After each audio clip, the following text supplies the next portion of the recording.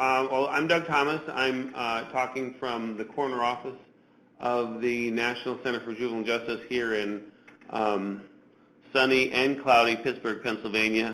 I'm a researcher with the National Center for Juvenile Justice who's been working with the juvenile drug court folks for several years, and we've learned a lot and enjoyed this a great deal. Lindsay? I'm Lindsay Lucero. I'm a program manager out of Albuquerque, New Mexico. And so like many of you there in the chat, I was a program manager and I watched this video that Doug presented, and then we started incorporating it. So Doug's going to talk a lot about the ideas and the theories behind it, and then I'll talk to you about how we implemented it in our county. Hello everyone, I'm Jessica Pierce from the National Council of Juvenile and Family Court Judges, and I'm a site manager. I've been working on juvenile drug courts since basically 1998, so I have a lot of historic knowledge about juvenile drug courts, and I'm happy to bring that to bear here. My job today is going to be really just to monitor the chat, answer questions as they come up, and keep Doug and Lindsay in line, really, is my plan. So Doug, I'll turn it back over to you. Thank you, Jessica. Keeping me in line is easy. Lindsay tends to be the wild card these days. I don't know what happened. Okay, so the title of this webinar is The Right Kid, the Right Time, the Right Program. And so the genesis of that is we had talked earlier about exactly the question a lot of you have is, well, how do we make sure that the kids we have in our juvenile drug court programs are the right kids for our program and for the programs, for the interventions we offer. And so we spent a lot of time trying to figure some of these things out. But really, what we're talking about throughout this more sort of generally is success.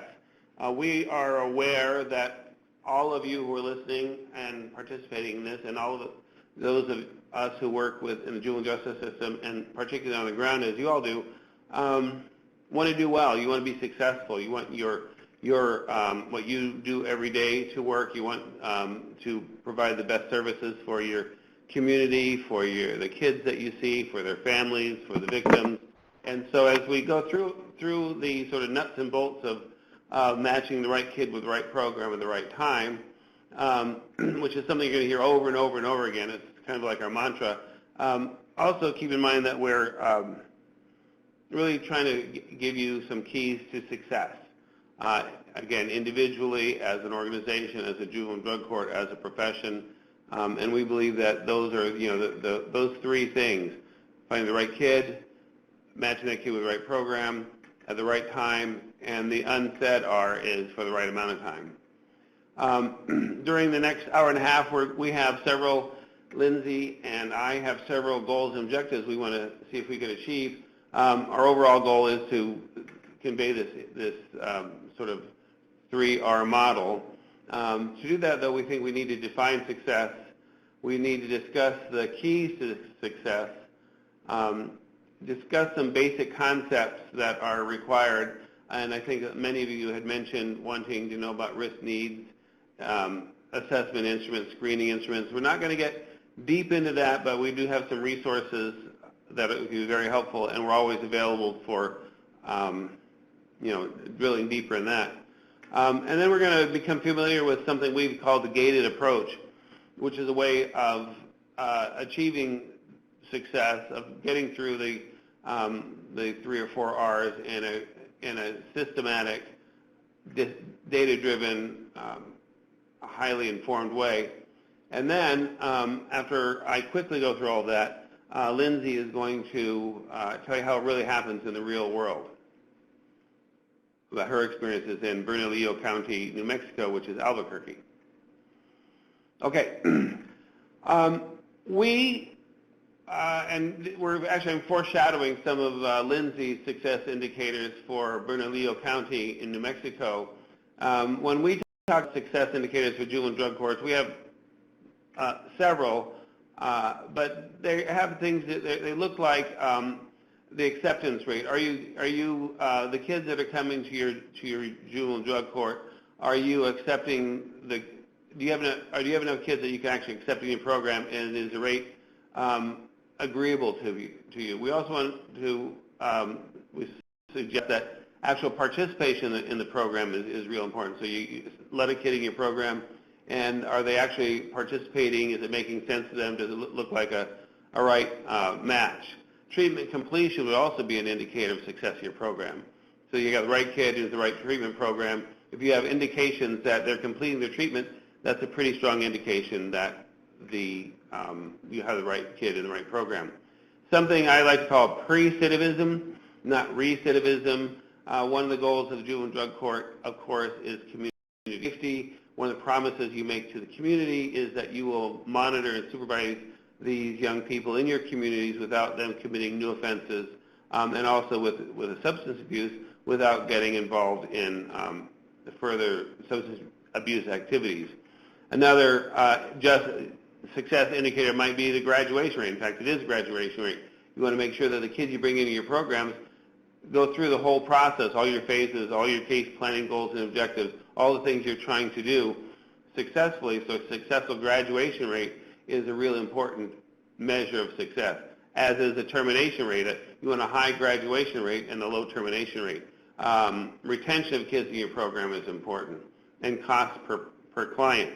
There are several other, I'm sure, indicators of success, and I was hoping that you could sort of add to our list here by making a list of indicators. Just put those in chat, and I believe that Elo is going to glean them from the list.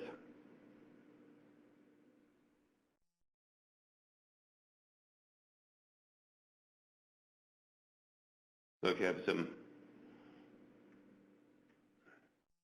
okay, they're coming in fast and furious now.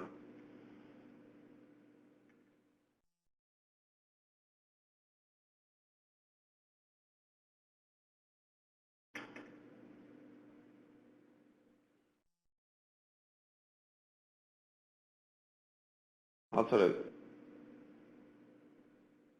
comment on these as I see them. The no new criminal drug referrals is exactly what we're talking about in terms of, the term I'm trying to coin, pre-recidivism, use it early, often in multiple ways. See if we can get it in some sort of urban dictionary.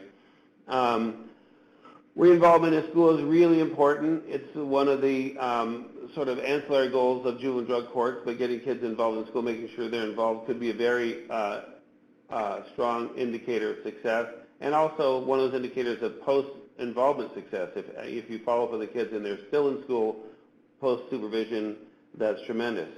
Positive peer support, if you can find ways of measuring that, it's important, but it's probably something that's more linked towards enhancing success, making it more possible.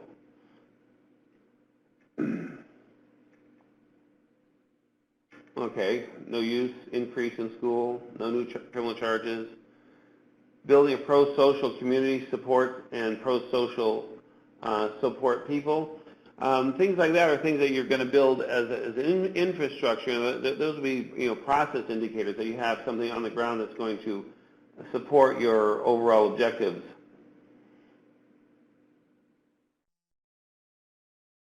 Improved family communication. Family is clearly one of the foundations, the pillars of effective juvenile drug courts. And so if you can demonstrate and document improved family support, that is a really nice way of demonstrating success. My friend Nick from Oklahoma talks about risk needs assessment. And you're right, Nick, that's a tremendous way of looking at so the pre and post. If you can make the needle move on your structured assessment instruments in the direction you want to move them, those are legitimate indicators of success. And what about employment? I think that's also a tremendous indicator of success, because one of the things we want to do is make sure that these kids are able to work in the community, live in the community as sort of tax-paying citizens. So if you have kids who are getting job training, getting jobs, holding on to jobs, working at jobs, probably one of the strongest things you can do to addressing both the delinquency issues as well as substance abuse issues. And Jessica Pierce agrees. So that means it's right.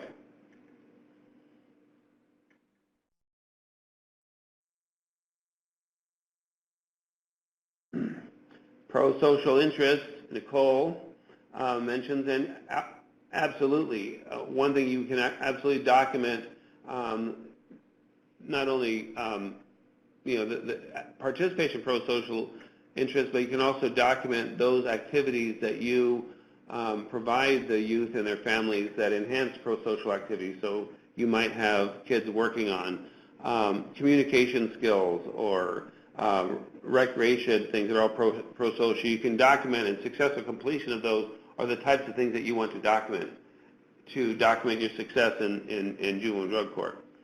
Has anyone mentioned sobriety here? I don't know if I've noticed, keeping kids sober, obviously, as an indicator of success, is that you're able to help kids remain sober. So a number of clean UAs versus dirty UAs, number of days that you, to the best of your knowledge, based on your drug testing, that the kids are clean and sober. So these are all tremendous indicators of success, and nothing's been that I've read is really out of lines of what's possible to collect.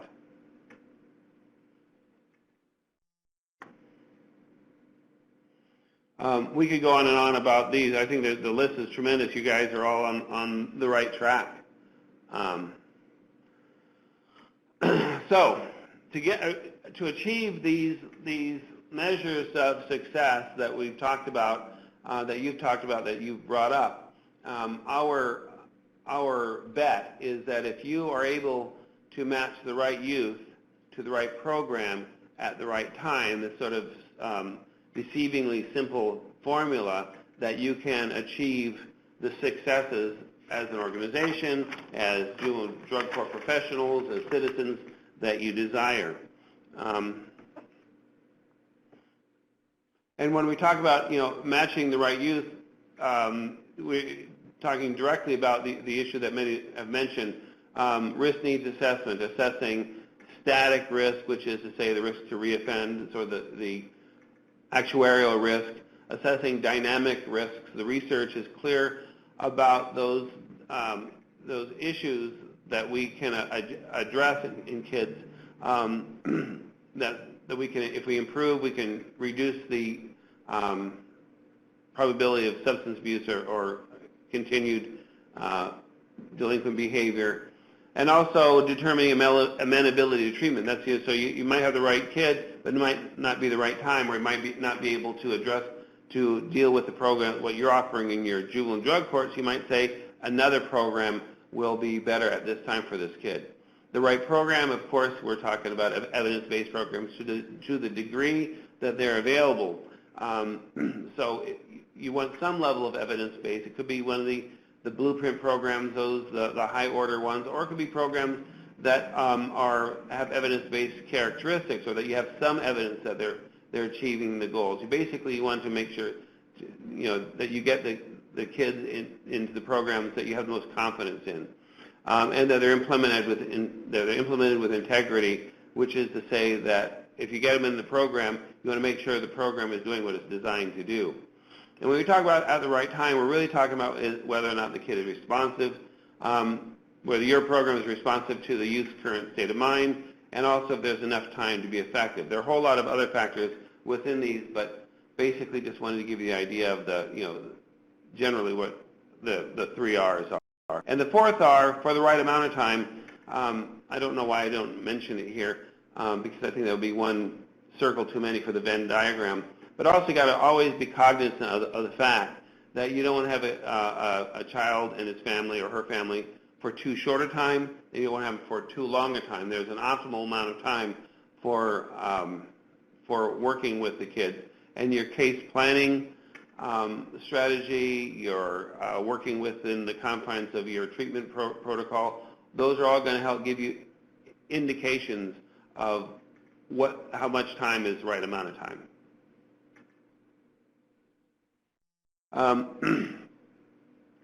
To be successful, we've also decided not only 3 R's, but you need a plan and a strategy.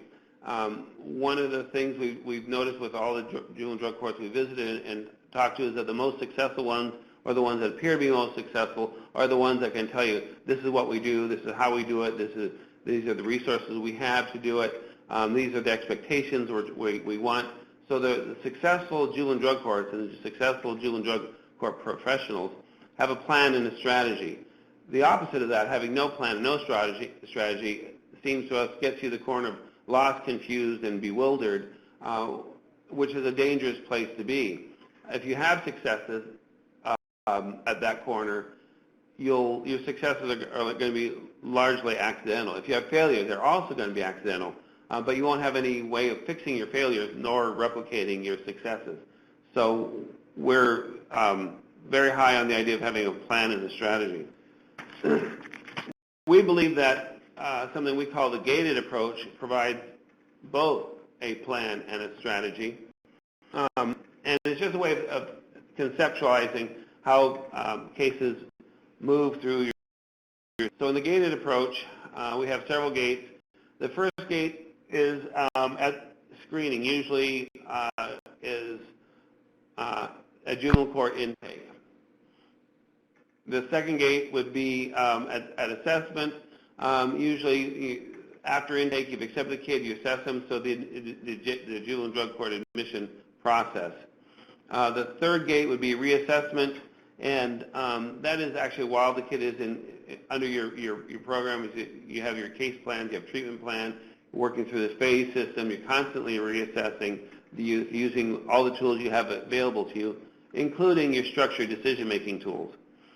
And then the final gate is an exit gate. It's a case closing where you make a rational, data-driven decision to say, we have done everything we can for this child, for this family. We believe he or she has met all of our goals and expectations. We've provided the services that we can, and saying, we feel confident now that if we release this person to the community without supervision, that they can get on with their lives.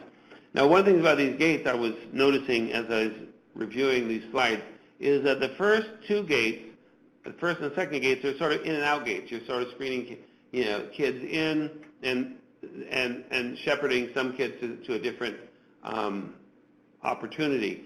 And even at assessment, the same type of thing.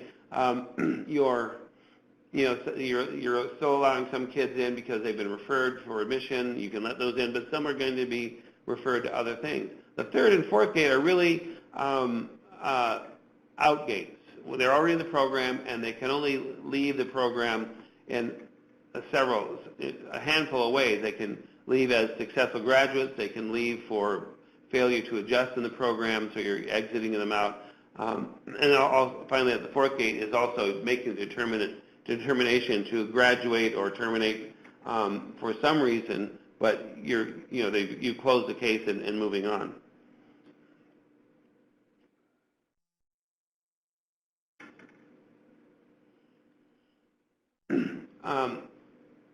To properly understand the gated approach and the question menu of you have, who is the right youth, and you mentioned the risk needs assessment instruments that are required for this. We're not going to go into these things. It will take us down a path. We'll go down a gate that will lead us to probably confusion and bewilderment if we do that. But we're just going to throw these out. When we talk about risk needs principle, the risk principle has to do with basically the fundamental risk that the kid has to reoffend, that you're going to, if you could bet on a kid to reoffend or not, that the highest risk kids, those would be good bets. And they're based on usually almost exclusively actuarial things that happened in the past. It provides a good indicator of risk. A high risk score doesn't necessarily mean a kid will reoffend. It just means a kid has a high probability of reoffending. And the research and our experience suggests that the highest risk offenders should receive the most intensive monitoring services. And of course, the lowest risk offenders probably don't need much of our help in the first place. The need principle talks about those criminogenic needs, those things that can be changed, those factors in a kid's life, like commitment to education, pro-social skills, several others, and those and only those factors associated with reductions in reoffending should be targeted in interventions. So by looking at those prevention needs in terms of delinquency and also needs that are associated with substance abuse, you address those that you can get the most bang for your buck. So you don't want to spend a lot of time on issues that really aren't going to address either the delinquency or the substance abuse issues. We talked about responsivity in terms of the kids and their families have to be responsive to what you're offering. So if they're not ready for that, you want to perhaps find something else. And one of the most important principles to understand is even with risk need assessments that are largely paper and pencil or a lot of questions that are sort of predetermined, it doesn't take away from your professional discretion, nor does it relieve you of having responsibility for making decisions. The most important instrument we have in terms of making these decisions are youth professionals. There is a book, a monograph called Risk Assessment in Juvenile Justice, a guidebook for implementation. It's available on the National Center for Juvenile Justice Publications site. That would be ncjj.org. You can look for that. It's a really nice primer for people who are interested in implementing risk and needs assessments within their jurisdictions. Oops.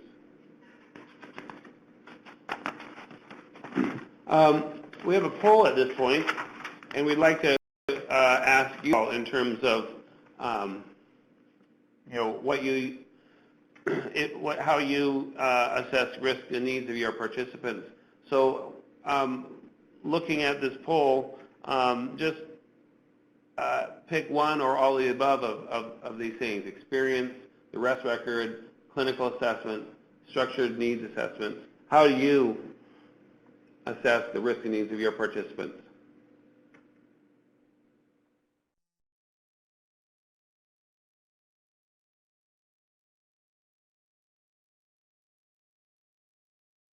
And if there are others, you write those into chat, and I think Elo is going to also do that.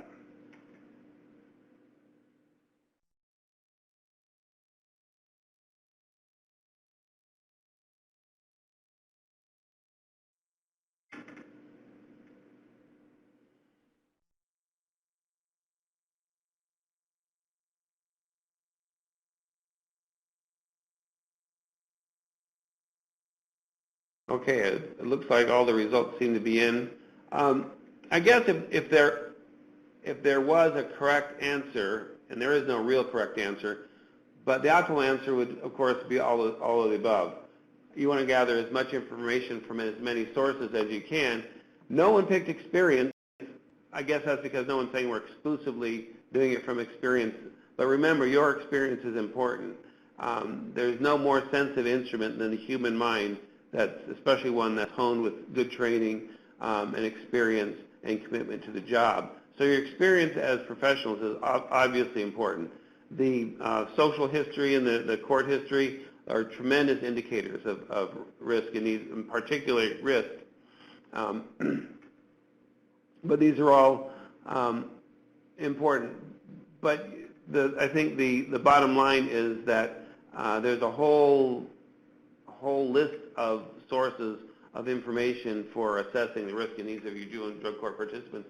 And as they move through your gated approach, through your program, you're going to be using those all the time to make decisions about them. When we talk about making these decisions, and we like to think about two options. There's the traditional option and the structured option. The traditional option is what we've traditionally done in the juvenile justice system. It's based on, experience of the court worker. It's based on education of people making the decisions. It's based on your training. It's also based on your point of view and your bias. We all bring to the job different biases. We can't avoid that. We have different points of view. We have different backgrounds. We have different levels of education. And so that becomes kind of the wild card that it makes consistency difficult. The conclusions that are based on the traditional point of view are likely to be, they have traditionally been variable, unreliable, and inaccurate. And which means also your success is likely to be variable, unreliable, and inaccurate. A second approach would be one that based on the collective experience, and that includes empirically based elements, standardized observations, structured protocols, decision-making matrices, with a heavy dose of professional judgment. The reason we put this heavy dose and stress this heavy dose of professional judgment is because we understand that many professionals say, I don't want to be driven by a matrix. I don't want to, have a structured protocol. Tell me what my decision is. And we understand that the decision, these only inform in structured, standardized, empirically accurate ways your professional judgment. And also implementation integrity. And any conclusions developed through the structured option are likely to be consistent, reliable, and accurate. And success is likely to be predictable and able to be replicated. And so that's what we're really looking for. We're looking for consistency, we're looking for reliability, we're looking for validity and accuracy in the decisions you make. And the tools that we talk about in terms of risk needs assessment and the different protocols are just tools for you as professionals to make those decisions that are more accurate. So, again, another poll, of those somewhere between the traditional to the structured, which looks most like your juvenile drug court? Are you more traditional? Are you mostly traditional with some structured? Are you mostly structured with a little bit of traditional? Are you completely structured? Or none of the above?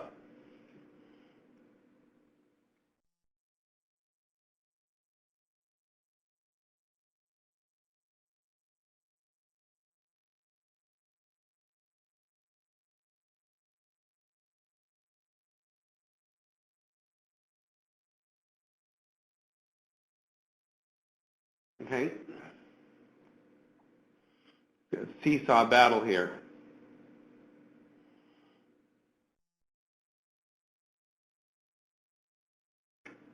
Well, the results as they're coming in look pretty much like one would expect, especially with the emphasis recently on risk needs assessment and the profession getting a lot of training, technical assistance, and the development of these instruments. It looks like many of you are saying you're mostly structured with some traditional. Very few say you're purely structured, which is a very good thing.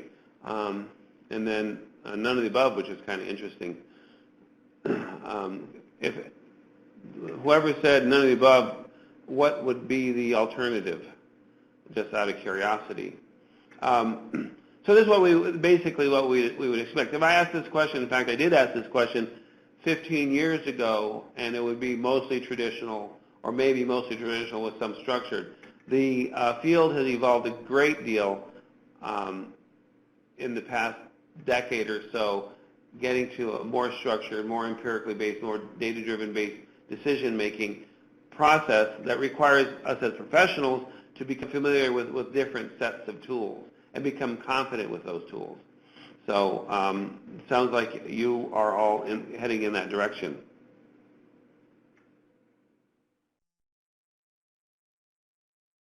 So another way of looking at this is, again, just if you have structured, consistent, transparent assessments and screening processes, you're going to be more accurate. So if you're looking at it from the traditional approach, you're going to see these triangles popping up on the target. And basically, the traditional approach is not terrible.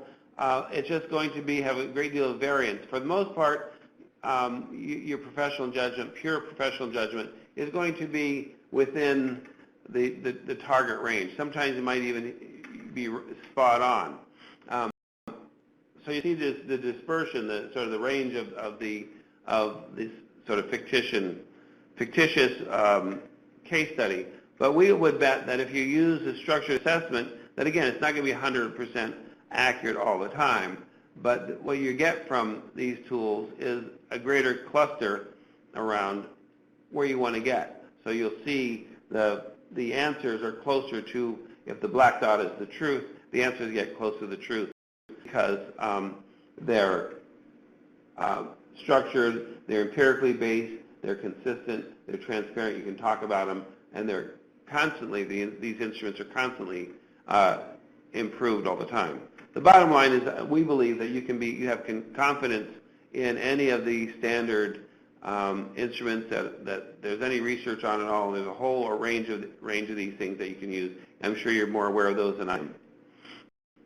So just returning to the gated approach, and we're going to focus on the right use at this point. We're just going to focus on that first gate, the juvenile court intake. I like to think about,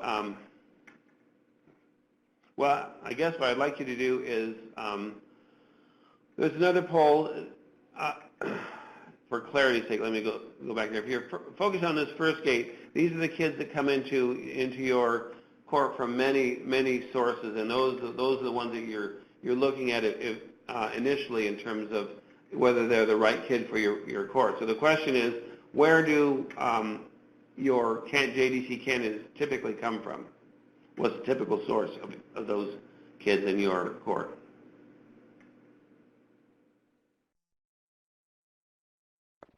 And Doug, while Yes. folks are answering that poll, Chris in the chat has asked, could you please distinguish between traditional versus structured? So can you go back Sure. and touch on it a little more? Thank you. Sure. The traditional way of doing business is loosely defined is the way I did business when I came into the field. There were really no tools. It was on-the-job training. People got hired because they were either social workers or law enforcement folks or people that couldn't get jobs otherwise. There was not a great deal of training. So you sort of came into the field as, for me, it was as a detention worker or as a probation officer or a counselor with your education and whatever experiences you brought. And you were then told to sort of collect a lot of information on your own. There was really no real rhyme or reason to it. And so a lot of the decisions were what are sort of in the lexicon called gut decisions. You're making decisions based on, again, your experience, your education, your training, and again, those biases and personal values. The structured decision-making model is taking advantage of the science behind looking at, thousands and thousands of cases and those identifying characteristics of those kids that are most highly correlated with either substance abuse or delinquency. And there's been just in the past 20 years, just a wealth of research on developing very reliable and accurate screening instruments and assessment instruments, and in some cases, at the best, they've been validated against the population. So you're collecting data from very specific and structured data from the kids coming into your court, into your world, and about those specific issues that are related to delinquency and substance abuse. And so you're making decisions that are focused on the problem at hand. That you can have a lot of confidence that the information you're using is going to yield better decisions. So it's just more structured, more empirically based, and less reliant on tradition, if that's helpful. Was it helpful? I think it was.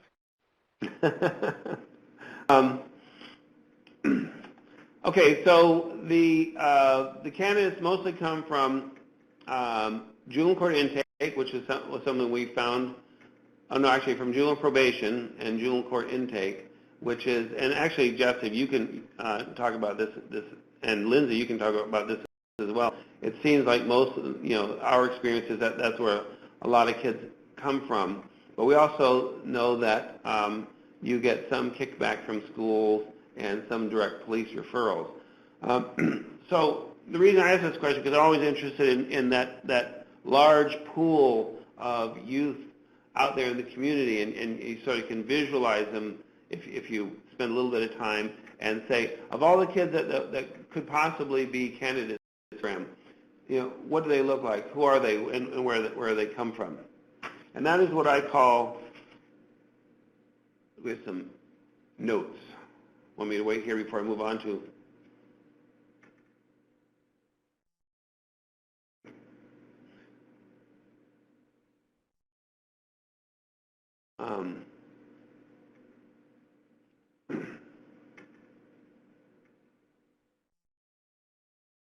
Oh, and yeah, the next one is,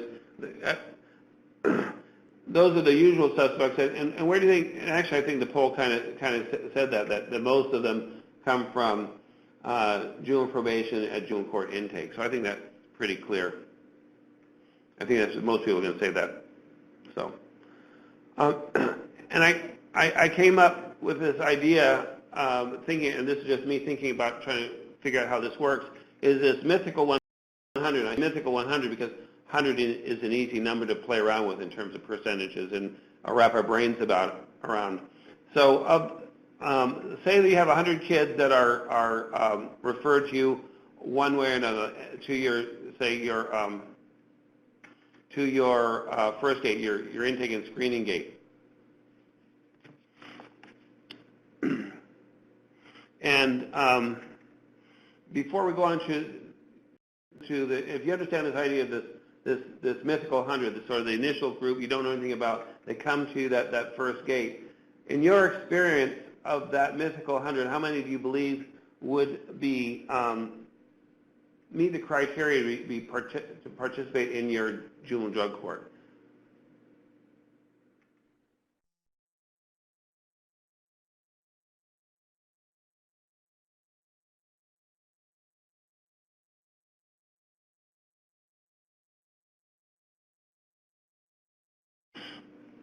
I would have to be with a have no idea group myself.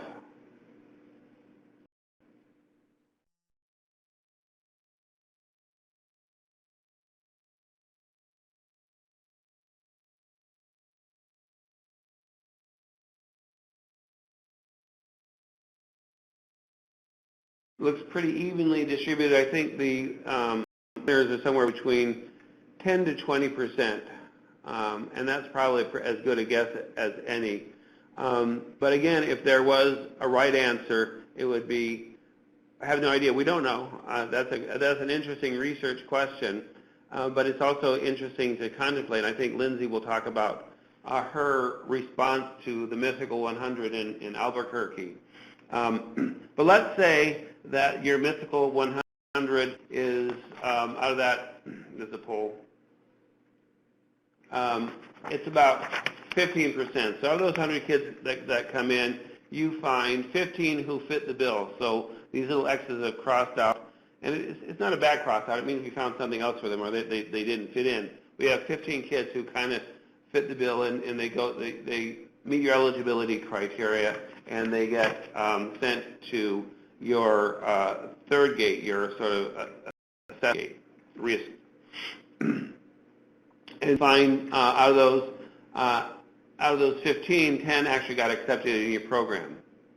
And so you're working with those 10 kids out of the 15 kids, but as you're working with them at the third gate, you're reassessing, and about 5 had to go home for one reason or another.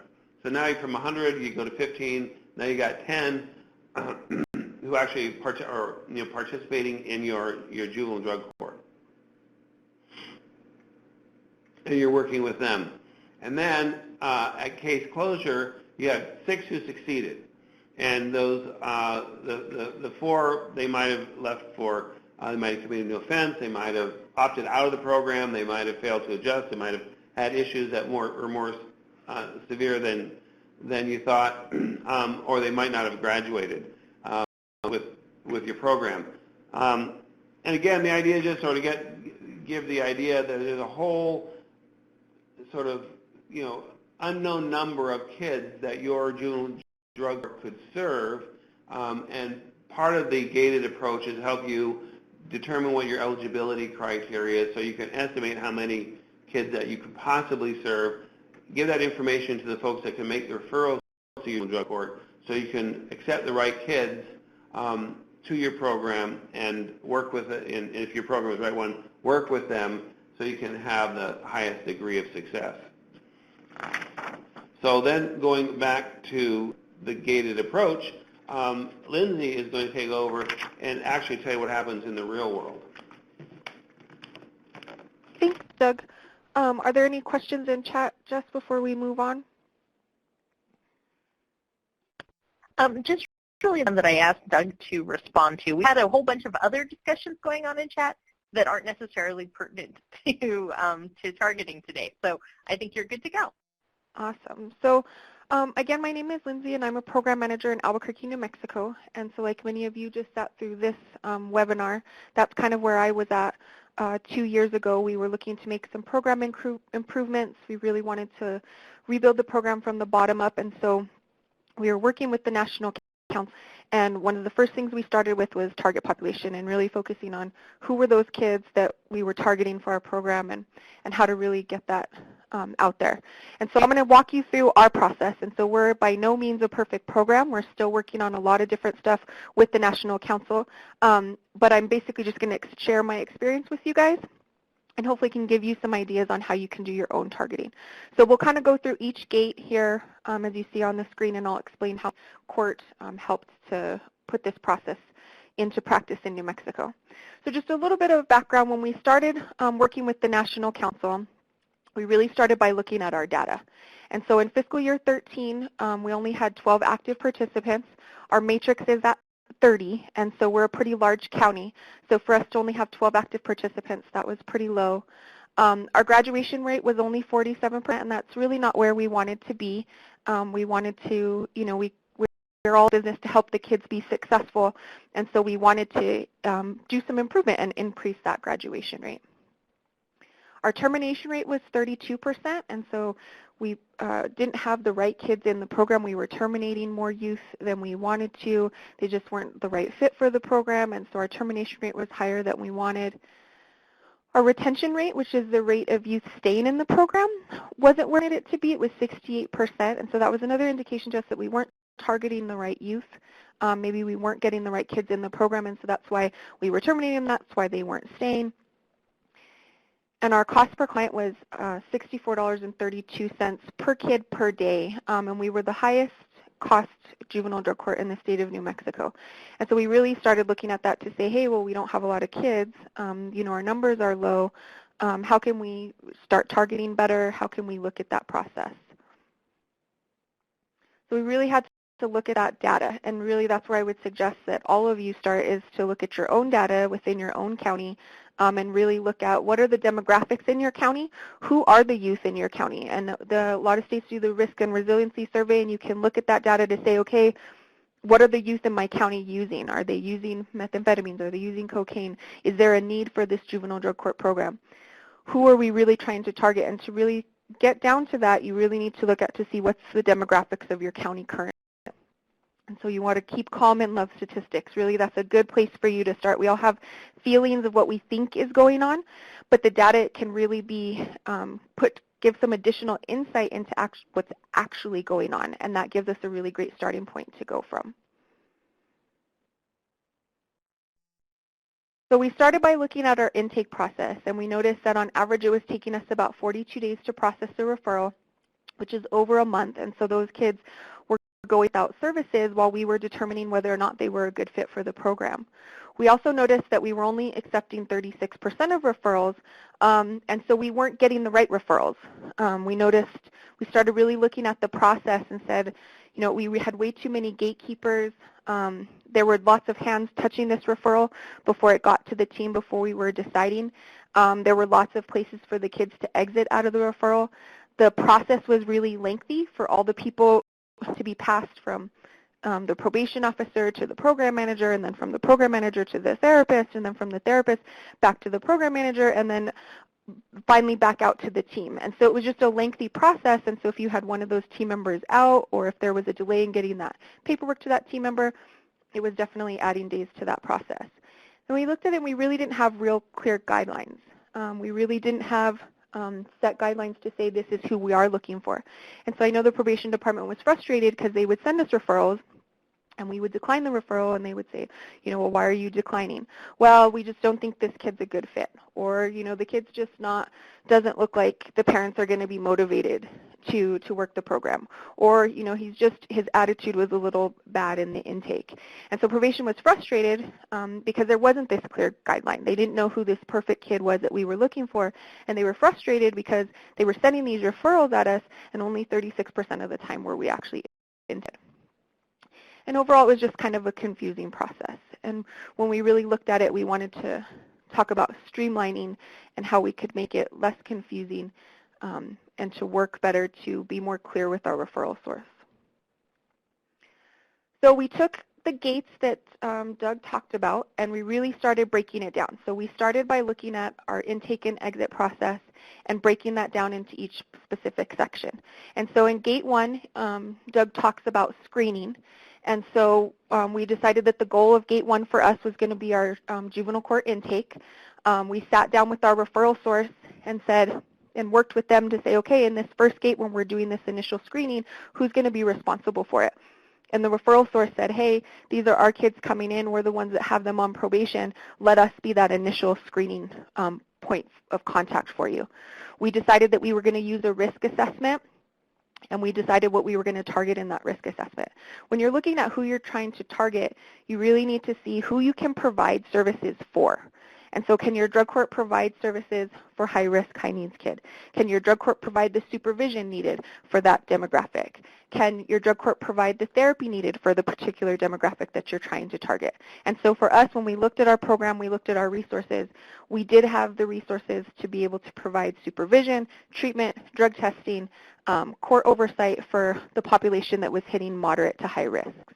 So we started looking at that risk tool, and we were targeting those kids that were meeting moderate to high risk on our risk tool. Also in this gate, we do the risk tool and we review it to determine if they're meeting initial eligibility criteria. And so Doug talked a little bit about distinguishing between eligibility criteria or eligibility screening, risk and needs screening versus assessment. And so it's important to understand in our Gate 1, you're going to have to create your own gates for your county and for your kids and for your youth. But in our Gate 1 is just a real quick and dirty risk assessment, very short assessment just to determine should we be moving to the next gate. The next gate is assessment. Is this kid meeting those initial risk factors? If they are, then the next step is to move to the gain assessment. So in Gate 2, we started working on the assessment piece. And so by letting Gate 1, by letting our referral source handle that initial risk assessment tool, we were able to streamline the process very quickly because the referrals were coming in. They were already pre-screened by the probation department, so we were able to cut that part out of the referral process. So they would come in, the probation department would do that initial screening. If they met the screening guidelines, then we would move on to the assessment. So there was no more discussion about should we assess them, should we not assess them. If they met the screening, we assessed them. So the referral will come in, it'll be pre-screened by the probation department. I'll look at it, just verify that the pre-screening looks good, and right away we schedule for the assessment. We use the GAIN Q. There's a bunch of different tools out there that you can utilize. This is just what our county specifically uses. And again, we were targeting those moderate to high scores on the GAIN assessment. This GAIN is, go ahead, Jess. Lindsay, in chat they were asking if you're using the full GAIN or the SS. So the Q3 is kind of between the full GAIN and the SS. Is that, am I right on where it fits? Yes. So our probation department actually does the short screen with everybody that comes through the office. When they get the kid in for a referral, they offer the short screen to the family so that they can help identify services. So we're unique in that sense.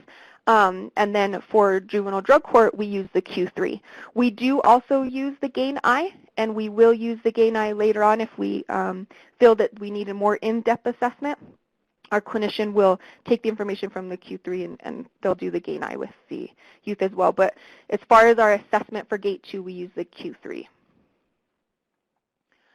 So if they're meeting that eligibility criteria from the screening in Gate 1 and now from the assessment in Gate 2, then that's how we're determining acceptance. And I'll get a little bit more into our specific eligibility criteria here in just a second. Gate 3, like Doug talked about, is reassessment, and that's where you're really creating that individualized treatment plan for that kid. And I know there were some questions about, what's the appropriate length of treatment, and what should we do, how long should they be, and really that needs to be, Jess mentioned in the chat that it really needs to be individualized. And so you're constantly reassessing as they're through the program, and you're creating individualized treatment plans to help meet that youth's need. So for one youth that's coming in, maybe you're working on stabilization, and stabilization for that youth means housing. We can't even address the substance abuse issue because they don't even have a place to live. And so for that youth, stabilization means different than another youth who their stabilization is maybe working on not using meth anymore. There's another youth, they're using marijuana and we're trying to get them off marijuana. So you really got to individualize to the kid, and that's what Gate 3 is about, is reassessing that kid, seeing where that kid is at, meeting them where they're at, so that you can make adjustments to that individual treatment plan so that you can get to that area of success that we talked about earlier, and really defining success for that youth. So when you talk about education, maybe education goal for one youth is to complete their GED. Maybe by the time that they get through your program, they can finish that GED, and that's great. For another youth, you're going to just start basic tutoring. You have a youth that maybe can't read. So is that youth going to graduate high school by the end of your program? Not likely. But can you maybe get to that kid to the point where he's regularly in tutoring and he's starting to build a knowledge base to be able to read? So you really, education should be a goal for every youth, but what success means for that youth is going to be dependent on that youth. And so you're constantly reassessing to see where is this kid at, what do we need to provide for this youth, and helping them move forward in the program. And then Gate 4 is your case closing. And so one of the things that we've started doing in our county over the last years is we've started reassessing our risk tool and our gain tool. We do the gain at least twice throughout the program, once in the middle and then once right before graduation. And we reassess our risk tool every 6 months. And when we're talking about defining success, we're looking at reductions in some of those need factors, reductions in some of that risk stuff, and really to see when we're creating those individual treatment plans to make sure that we're addressing those areas that the kid is still scoring high. And so we're constantly looking at those reassessments. And when we're looking at case closing, we can look to say, yes, there's some reductions in the risk tool, there's some reductions in the gain tool, so that we know we have something concrete that we can look at, that we can point towards, okay, this is how we're defining success. Of course, for every county, you're going to have the powers that be that are going to kind of tell you certain things that you have to define as success. And so that's when we're talking about graduation rates and recidivism rates, depending on where your funding comes from and who you're responsible for those outcomes. If your referral source is your probation department, they may have things that they consider as success that they want your program to work towards. Your funding source may have things that they want you to report to as well.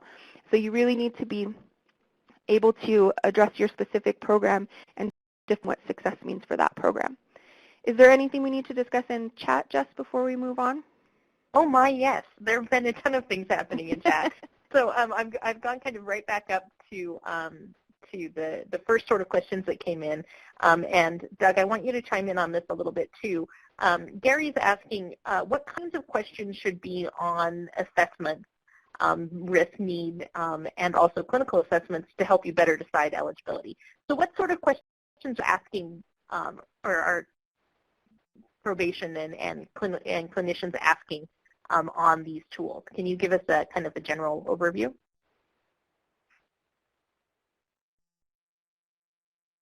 And Doug, did you want to answer that first, or?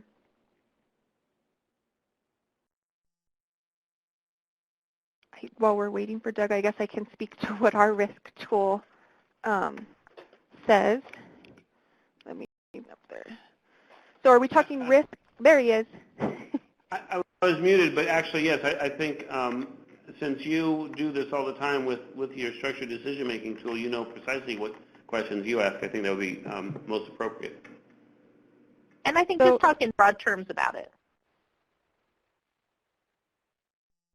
So it depends on your risk tool, but some of the things that we're looking at is affiliation with gang behavior, education problems, experiments with alcohol and drugs, their criminal history as far as the referrals that are coming through, the age at first delinquency. We're looking at if they've been on supervision and how they've been successful.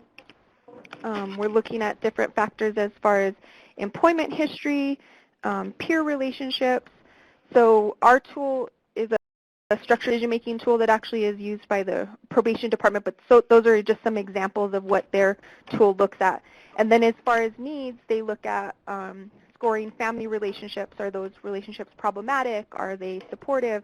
Emotional stability? Are they having periodic responses with limited functioning? What does their education history look like? Their substance abuse history? Are there any physical concerns that we're worried about?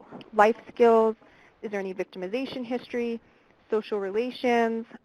We do look at criminal history of biological parents, community utilization of community resources.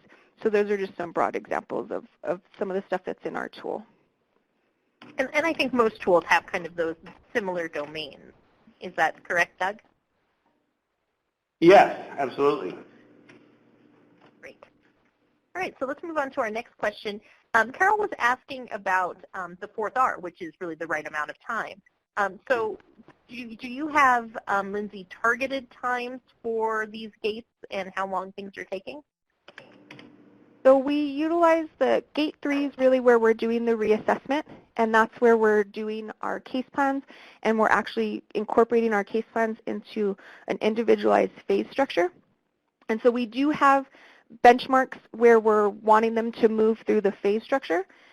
And if they're not meeting specific benchmarks within that phase structure, then we're going back to the checklist for their phase advancement and re-looking at it to determine if there's something wrong with what we're asking them to do. And so that happened with us. We had a kid just very early in the program. He got through orientation phase, which is real short. He was in stabilization. We started working on education. We met with him and the family. They wanted him to go to a charter school. We were ready, set. You know, we had just started working with this family within the first couple weeks. And it didn't take us long to realize that the education goal that we had set for him was not realistic. And even though it was something that the family had asked for, we discovered very quickly that he wasn't able to read. And so asking him to be in a charter school and being able to behave and keep up with his peers was not realistic. And so in that case, when we were able to see, hey, he's not making movement like we thought he was supposed to, we came back to the drawing board to say, hey, we've asked something from him that he's not capable of at this point. And so we are constantly looking at, we do have benchmarks just based on the phase structure, but when they're not meeting those, then we're reassessing to make sure that we've actually, that the goals that we've set for them are specific, that they're realistic, and that they're attainable for this particular youth. So rather than just letting them go for a long period of time and just say, well, they're just not doing what we're asking them to do, putting that back on staff to say, okay, but why is it that they're not doing what we're asking them to do? And maybe they are in the beginning of the program, they need their hand held a little bit, or maybe the goal is not realistic for this youth. I'm so glad you said that, Lindsay, because this is my response. I was just typing it in, and I wanted to make sure that, that you and I were on the same page. But what Lindsay said is exactly right. I don't think we recommend any standard times for phases. We believe that your case plans for kids should be individualized, and Lindsay did a great job of describing why. From a case-to-case basis. There's, some kids may take longer than others. Some might get through it faster. But what you want to do is establish, by collecting your data, establish baseline data based on your experience for each of these phases, knowing there's going to be a range from high time to low time, but there's going to be some sort of midpoint, an average or a mode or a median that you say, well, generally it takes this much time, and use those as your benchmarks for how long they're in the program, how long they're in the phase, because success is not about cranking kids through a sort of a one-size-fits-all process. Success is going to be related to your ability to meet the particular risks and needs of particular kids with the best available programs that are going to address those needs in the appropriate amount of time. And so I think what Lindsay said was a far more understandable version of my answer. Well, I'm glad you chimed in with your answer. I will also say when we think about the gates, especially gate 1 and gate 2, it should come as no surprise to anyone on the webinar that we want kids to get through the screening and assessment process rapidly, right? You want to get them into a program and get them engaged in services as quickly as possible. It's better for them to be, immediately engaged as possible. It's easier for them to kind of tie the consequence, which is, of course, drug court, to behavior if there's not a 3 or 6 month gap between the time that they commit an offense and that they get a disposition and get into your program.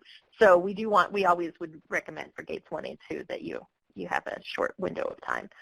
Lindsay, speaking of that question, though, of how long your juvenile drug court lasts altogether, what's kind of the median length of time, the mean, I don't know, all of those statistical terms? How long typically do kids stay in your program?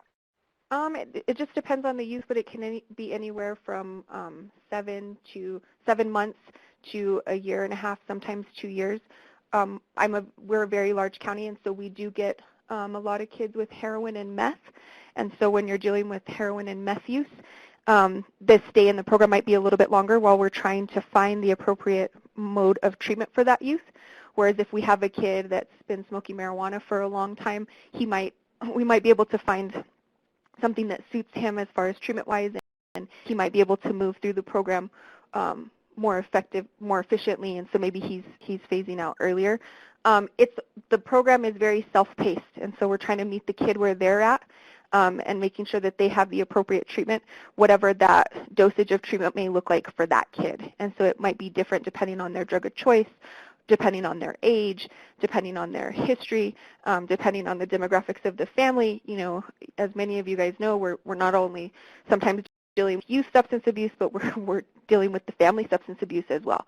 And so as we're treating the youth, we're treating the family, and so it just depends on that case. But it could be anywhere from about 7 months to 2 years, depending on the youth and the case.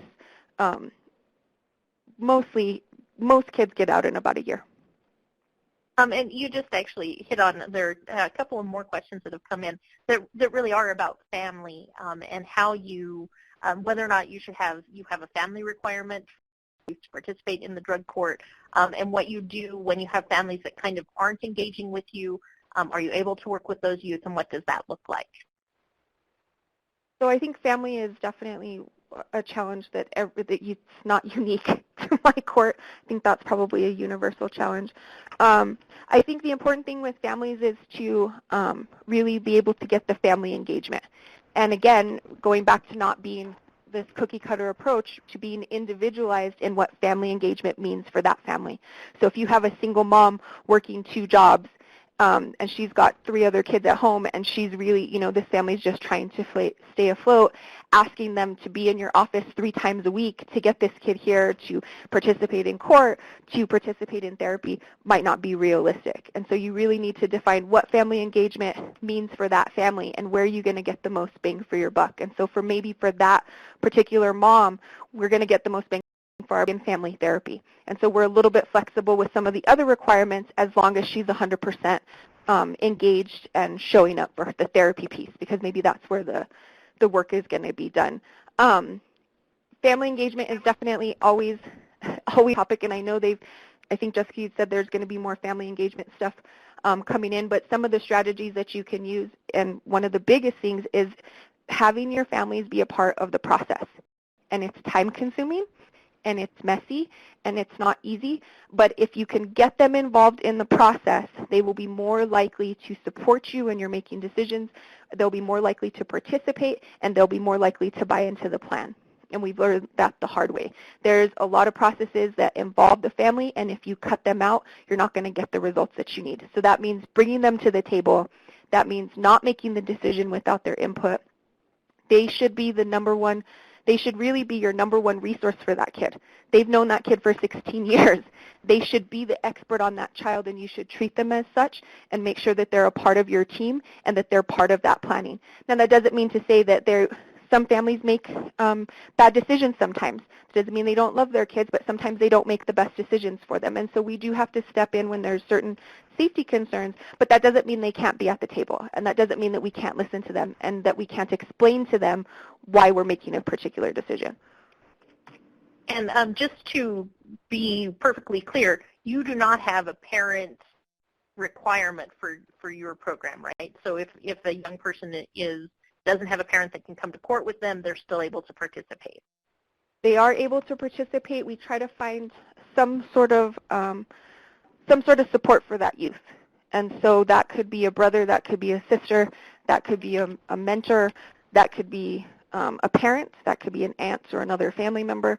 And we really try to figure out what that kid specifically needs. And so if that kid needs a parent in court with them and they do better when that parent is coming to court, then absolutely we're going to push for that. If that kid does better when mom participates in family therapy, then that's what we're going to push for. So we're trying to find out what's going to make this child most successful and creating that plan for that particular youth. But we do have some kids that are staying. I have a kid right now that doesn't have a guardian. He doesn't have anyone, and so we've had him in shelters. We've had kids that have been in group homes that have been in the program. We've had kids that are staying with other family members. So it just depends on where that family's at, and we try to make the program fit to meet the family with the constraints that they have. But we don't require it. We're not going to deny a kid if they don't have a stable family member to participate. And it sounds like then what you do is you were super individualized on that issue, that you really think about how to help each individual youth, and don't try to have just kind of blanket requirements as far as that goes. Yeah. Family engagement is a requirement. What that means is individualized to the family. I like it. Speaking of individualized requirements, somebody had asked, when would you, if you had a kid that was working on like a GED, would you keep them in the program until they finish the GED? Is that going to be one of your requirements for graduation? So what sort of requirements do you have for kids being done with the program? Is it just that they've completed all of the program requirements and that they're sober? Or do you have, what are your requirements? So some of the basic stuff is they do have to be in an education program at the time of graduation. So they might not complete it just because they come in at all different education levels. But before they can graduate, they do definitely have to be in an education program. They have to have completed their treatment, whatever that treatment may be. And so we've discovered that the treatment that drug court provides, we have an in-house provider. That doesn't always fit for everyone, and so we've had to collaborate with outside agencies that are providing services that our office isn't to make sure that we're providing the appropriate treatment. And so they have to be compliant with their treatment program, and yes, to complete different goals throughout the phase. And so our phase structure, the way it's structured is that everybody's working on the same goals. What that goal specifically means to that kid is different depending on where the kid's at. And so as they progress through the program, they're going to have a phase checklist is what we call it. And in that phase checklist, everybody's going to work on program roles. Everybody's going to work on education. Everybody's going to work on substance abuse. And there's individualized goals under those each headers for what that kid is going to have to comply with. And again, we're using Gate 3 to constantly reassess. So as I'm creating these individualized checklists for the phases, we're looking at what the GAIN says. We're looking at what the risk tool says to determine what needs to be the appropriate thing that needs to be on that particular checklist. And in a more general sense, what I'd like to say is that the issue of, if complete GED or do well in school, it's important to keep your eyes on the prize. And one of the keys to success is to not drift into other people's business, other people's missions. So if a kid is doing, if an educational goal is part of your plan, that's fine. But if a kid is doing well in all sorts of things and he's on the track to achieving his GED or her GED, it could be one of those things, you say, okay, well, we're going to leave this in the hands of the educators. If it's specific to your, as Lindsay was saying, to your case plan, and you're not keeping the kid in the program, way beyond his or her ability to do everything else, then yeah, sure. But they are individualized, and you got to make sure that you're doing the work of the juvenile drug court and not the work of, say, mental health or public health in some places or education. Mission integrity is also important. in my county, the juvenile probation office does what's called a plan of care, which is basically goals that they want the youth to work on while they're on probation. And so we partner with our referral source to make sure that what the drug court is asking from the youth is also what probation is asking from the youth.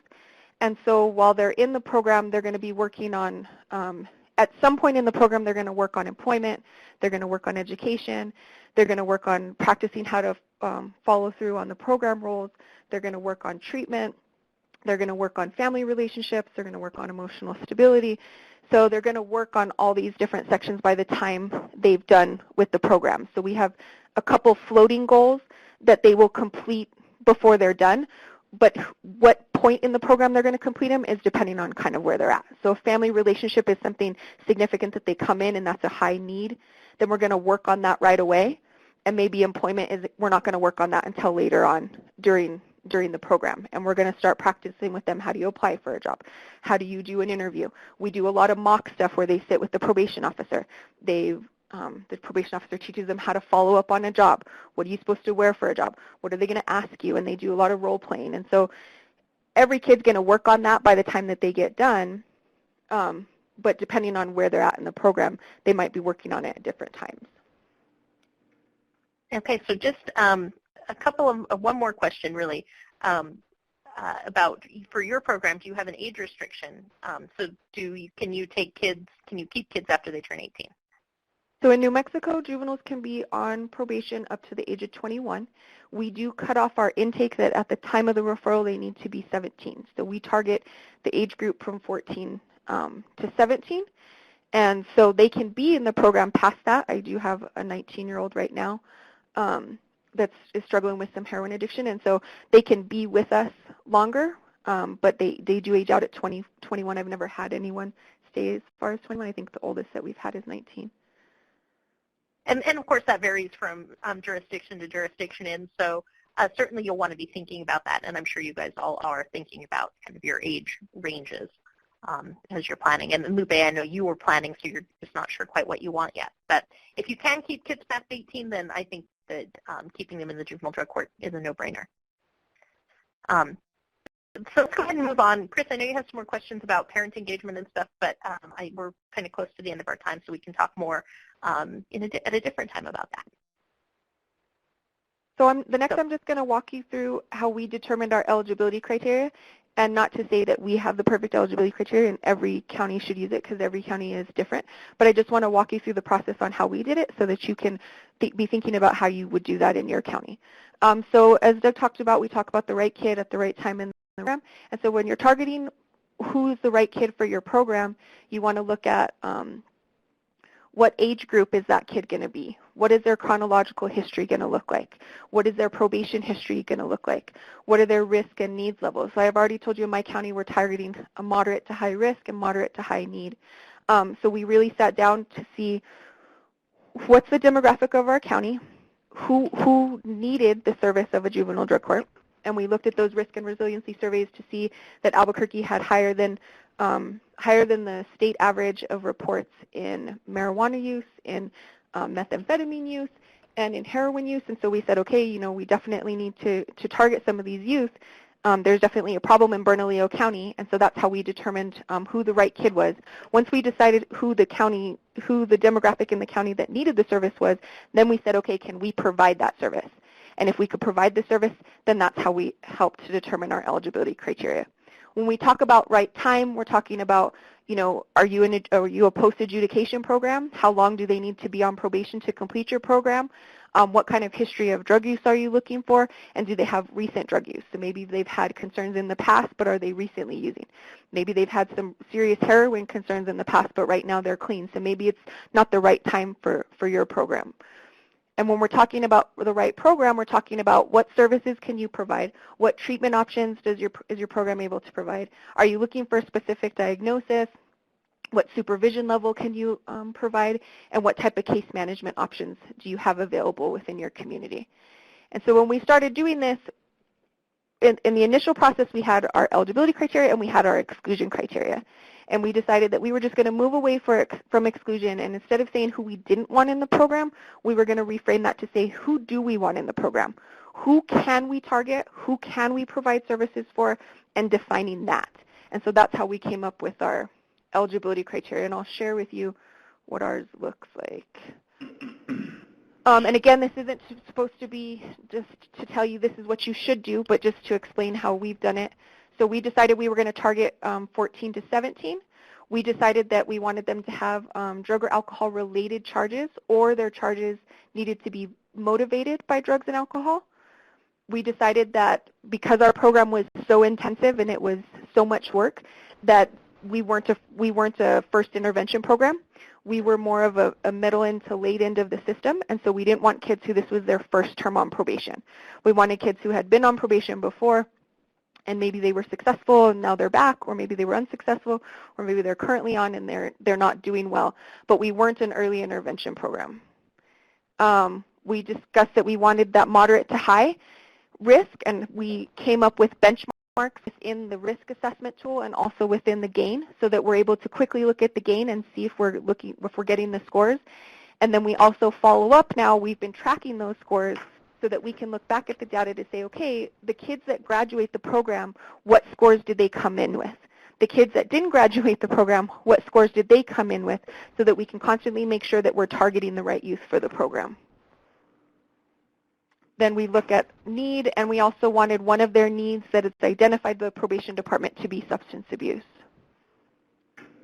When we talked about the right time, as I already spoke about, it takes about a year to get through the program, so we needed them on probation for at least a year. And we wanted them to have recent drug use. And so there's some recency and prevalence scores within the GAIN 3 that we were specifically looking for, and we're also looking for recent drug tests. And I see a question right there about chronological history. When we talk about chronological history, we're talking about the referrals that have come through to the probation department. So anytime a kid gets charged with a charge and there's a police report related to that youth, we call that a referral in my state. And so when we talk about their chronological history, we're talking about how many referrals, how many police reports basically have come to the juvenile probation office.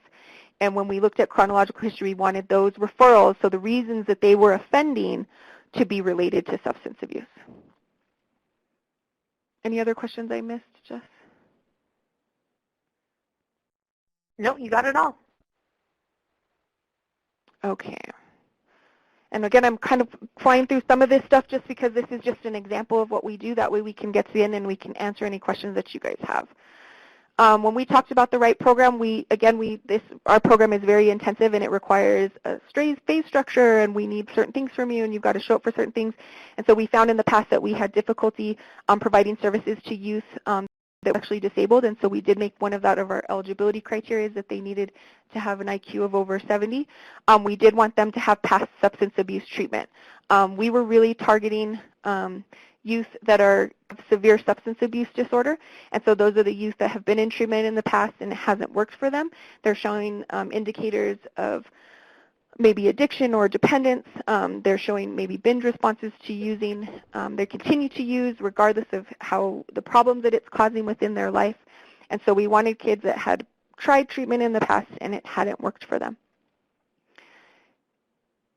And so this is just, and I think this is one of the documents that's uploaded in, that ELO uploaded for you guys. This is just an example of our eligibility criteria. Again, you'll notice there's no exclusion criteria. And what we actually did is we created a checklist. And I know this is pretty small, and so again, it's a document that you can download, that you can modify and create for your own county. But what we basically did is we broke it down into the right kid, the right time, and the right program, and we created a checklist for the probation department. And so if all the answers on this checklist are yes, then we intake the youth. Then they're a good fit for the program. There's not a subjective discussion about it anymore. We're able to target to say this is who we're looking for. If we're able to find that kid that's meeting all those benchmarks, all those criteria, then we're able to intake the youth. And by creating this checklist, we were able to start getting better referrals because we were able to tell probation, this is who I'm looking for. And so we go out to probation departments and we sit down with all the different units in the probation department and we go over their checklist with them. And as we're reading these eligibility criteria, you'll always have a probation officer that puts off a light bulb in their head. They're like, I have that kid on my caseload. Like, well, if you have that kid, then that's the kid that we're looking for. That's a good referral for drug court, and send it our way. So again, we'll fly through this real fast, and then we'll get to questions. So again, I discussed with our where our performance measures at where we were before. We tackled target population first and started making adjustments to target population, and we were able to see some good improvements in our performance measures. So in fiscal year 2015, we went from 12 participants to 27 participants. Our graduation rate increased from 47% to 68% because we were doing a better job targeting youth, getting the right youth in the program that were able to benefit from the services that we could provide. Our termination rate went down because, again, we had the right youth in the program. So we weren't having to kick them out because we had the right kids. We had targeted better on the front end that was able to decrease that termination rate. Our retention rate went up. We were able to keep kids in the program for longer. We were able to do a better job of picking who was going to be successful in the program. Our cost per client went down, obviously, because with more participants, your cost is able to go down. Your resources are spreading further. You can see that our acceptance rate went from 36 to 75. And what's interesting about this is the number of referrals that we got didn't necessarily go up. The number of referrals that came in were about the same, but we were able to accept more because probation knew exactly who we were looking for, and so they were able to give us better referrals. And then that aided in a lot of their frustration because they were able to, they have the checklist, they have a copy of the checklist, they do the initial screening, and they're able to tell right away whether or not this kid is a good fit for the program. And if they're not, then they're not wasting their time referring. And just because a kid is not the right fit at that time doesn't mean that they're not a right fit later down the road. And so we encourage them constantly reassess. And when we do decline a kid, I'll decline a kid saying, hey, they're not meeting this particular eligibility criteria. Should that change, let me know and you can refer that kid back. And so it made it better for the probation department to say, okay, I know exactly why you're declining. I know what the problem is with the referral. If the kid changes that, or so for example, maybe I'm declining because they haven't been in substance abuse treatment before. And we'll do that a lot. We'll say, you know what, they're not meeting eligibility criteria because they haven't tried substance abuse treatment before. Please refer them for substance abuse treatment. If it's successful, then great. That's what we want anyways. And if it's not, then please refer back because that is an indication that they're a better fit for the program. And we were able to cut down the processing of referrals as well. So we were able to cut that down from 42 days to an average of 21 days to process the referral because it was very streamlined. Gate 1 was being able to hand on the front end before it even got to us. There were less gatekeepers. We were able to just say, hey, they're meeting criteria, they're a good fit, let's go ahead and intake them. So just what other questions do we have?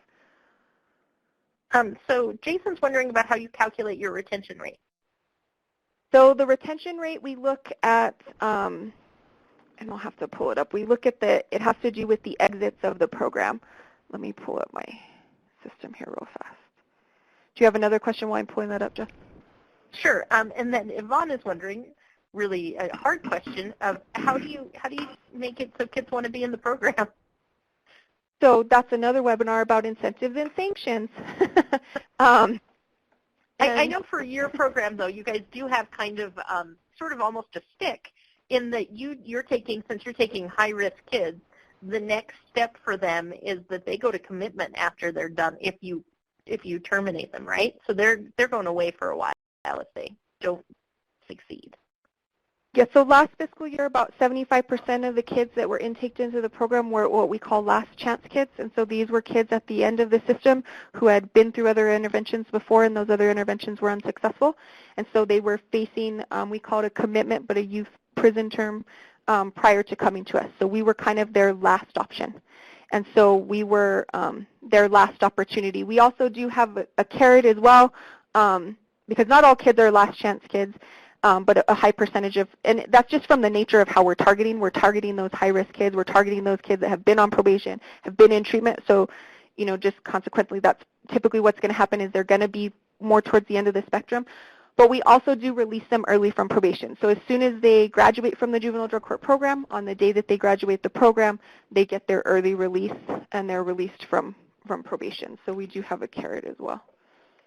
And that issue of making juvenile drug court, attractive to folks has been an issue at almost every place I've been to, and I know that, Jess, you can probably speak to that. And it is largely a marketing issue, and the discussions we have with juvenile drug court folks is often they haven't sat down and they take the objections and stop there, but to sit down and think of those things that your program is offering. And when we have those discussions with jurisdictions, sort of little light bulbs go on all over the place in terms of how they can compete, how they can market. And what we've been talking about is and one of the things that Lindsay did, she was very explicit about, this is the kid we're looking for. These are the kids, the types of kids that can benefit from what we're offering. Do you have these types of kids? Are you willing to work with us? Do you want to reduce your load and put them on us so we can have better results? And so you have to figure out who you're marketing to, the families, the kids, of course, but also judges, probation officer, intake workers, prosecutors across the board. And it really is a matter of proactively selling your program, because if you believe in the program, it shouldn't be that difficult a job. But you have to take in all those things into consideration. The other thing that we try to do is create an environment where there's not stigmatized for relapsing. We know that relapse is a part of this process, and we want them to be honest about the relapse so that they can talk with us so that we can figure out how to attack the relapse next time and how we can prevent it. And so I do get kids that say that they feel like we understand them, that they've been punished a lot for these behaviors. And it's not that we don't sanction, because we do. They get sanctioned, but we're also able to say, but we understand this piece of it, and we're going to, not only are we going to sanction, but we're going to respond therapeutically as well. And so when we started changing the process of how kids came into the juvenile drug court and the process of how we incentivize them and sanction them, we did start getting, like he said, marketing, where the kids were like, hey, that drug court program's not that bad. You should, they helped me a lot, or they understand what you're going through. You should work with them because they've helped me with my addiction. And so really changing how we're approaching addiction and not stigmatizing it as much as well. Does that make sense? All right, so let's quickly return to Jason's questions about the math. So the first question he had asked is how you were calculating retention. And then he says that with graduation and termination, it looks like you're accounting for 80% of the youth served. So where are the other kind of 20%? So if you could talk about kind of what these statistics mean on the screen. Yes, so they can exit the program two ways. Three ways. They can exit the program either by graduating, they can exit the program by being involuntarily terminated, and so that means that they were kicked out, so they were terminated from the program due to noncompliance. They can also be involuntary terminated, and so we've had cases where kids have moved out of state, and so it's not their fault that they're not in the program anymore, it's not the program's fault that they're not in the program anymore, but it's an involuntary termination. So we do have, that's how the other way that they'll exit the program is through the involuntarily terminated.